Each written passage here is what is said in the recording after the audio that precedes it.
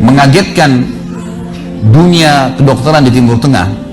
Seorang pengusaha, Masya Allah, punya keluarga yang sangat besar. Dia berpoligami, punya istri yang 4, kemudian anaknya banyak, harta kerbanya banyak. Perusahaan yang dia tanggung itu lebih dari 20 perusahaan di bawah naungan dia. Orang kaya raya, mampu. Subhanallah, satu waktu di umur 63 tahun dia datang periksa ke dokter. Dia rasa nggak enak, sesak nafas. Waktu difoto di ronsen, tiba-tiba dokter yang foto itu kaget. Waktu selesai di ronsen, dia katakan, mana tadi pasien yang di ronsen? Mana pasien tadi? Pasien ini masih duduk di depan. Pastikan pasien ini cari di ruang kematian. Nggak mungkin, secara ronsen sudah tidak bisa. Jantungnya tidak berdetak. Orangnya tidak berdetak jantungnya. Subhanallah, pada saat dicek ternyata tidak berdetak betul. Ditanya, mana? Dokter ini tidak percaya. Dia teriak, dia mengatakan ada orang mati baru di ronsen tapi bernafas, gitu kan. Dia panggil telepon teman-teman spesialisnya, kemudian ditelepon, datang. Kemudian dikasihlah gambar tersebut kepada temannya mengatakan, mana jenazah ini? Kata temannya, yang dokter yang foto pertama, ini bukan jenazah, ini orang yang lagi duduk. Kaget dokter yang kedua, jantungnya tidak berdetak secara medis, nggak mungkin bisa hidup. Bagaimana ceritanya nih? Dipanggil, apakah ini punya Anda? Dia bilang, iya ini punya saya. Dicek lagi kedua kali, benar. Dua-dua dokter ini tahu secara teoritis, shock. Ini nggak mungkin orang mati nih. Nggak ada ceritanya nih. Dipakai alat USG pun jantungnya tidak berdetak. Kok bisa hidup nih? Bisa ngobrol.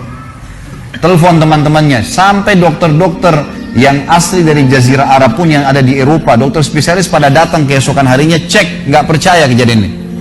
Dicek ternyata benar.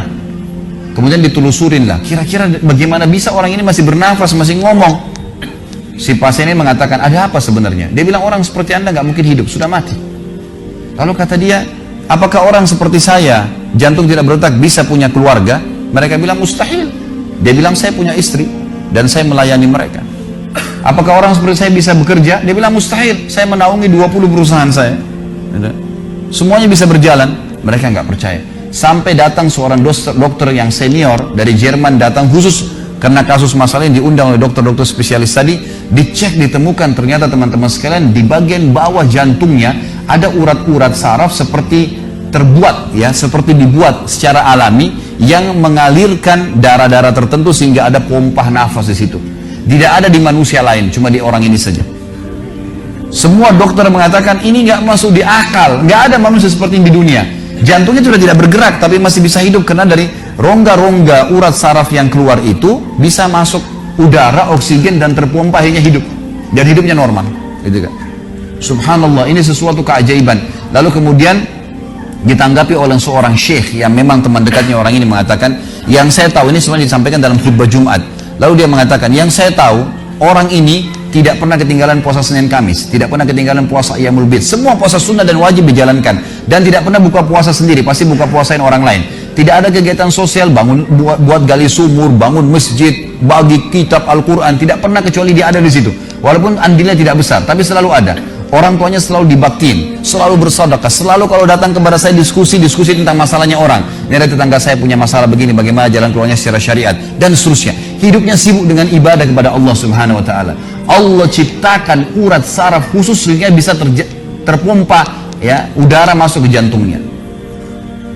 Tidak ada operasi. Ini yang dikatakan yaj'al min amri yusra, mudah, aneh, dokter nggak masuk di akalnya. Dan ini banyak orang, subhanallah, lupa dengan Allah Azza wa Jalla. Subuh besok insya Allah kita akan bahas lebih jauh masalah itu. Mereka tidak tahu kalau kekuatan Allah SWT. Sakit, dokter, dok, bagaimana saya bisa sembuh? Subhanallah. Sebelum pergi, akhi, ukhti, bilang, ya Allah, jadikan dokter ini penyebab saya sembuh. Sembuh insya Allah. Tapi kita tidak bergantung pada manusia. Kata Nabi SAW dalam hadis qudsi riwayat Bukhari, kata Allah Azza wa Jalla, hai anak Adam, kalau kau menggantungkan nasibmu pada aku akan memenuhi semua kebutuhanmu. Tapi kalau kau menggantungkan nasibmu pada selain aku, maka aku akan biarkan kau dengan ketergantunganmu. Ya udah, terserah kamu, tidak akan bisa ditolong, gitu kan. Tapi kalau Allah Azza wa Jalla turun tangan, sudah berbeda ceritanya, teman-teman sekalian. أمي كم أهواها أشتاق لمرآها وأحن لي ألقاها وأقبل